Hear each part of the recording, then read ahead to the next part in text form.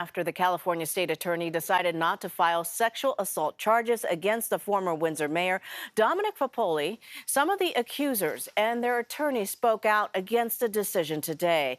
Attorney General Rob Bonta's office said on March 28th, at this time, we don't have enough evidence to warrant filing charges on the cases not barred by the statute of limitations.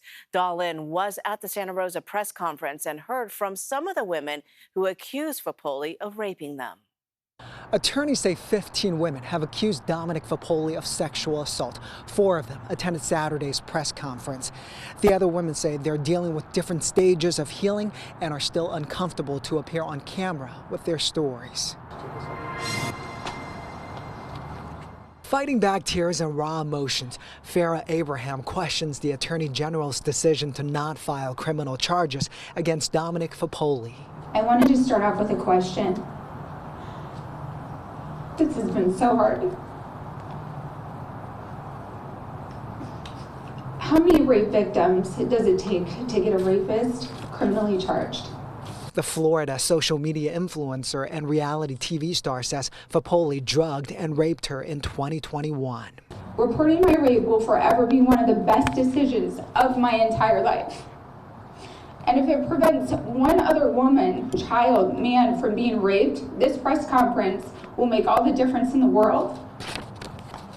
Ms. Abraham says she initially experienced a lot of internal anguish and self-blame. Overcoming panic attacks, chronic body pain, completely going to rock bottom, depression, suicide. I am really sad that I had to experience this, and it affected all of my core beliefs. She met 3 other women at the press conference who also accused the former Windsor mayor of sexual assault. One of the women spoke briefly. We are shocked that even with the large number of women from all over the globe who have come forward, that this is still not considered enough for a criminal conviction. We are horrified at the prospect of waiting for the next victim who may or may not have the courage to come forward. The money was never the focus.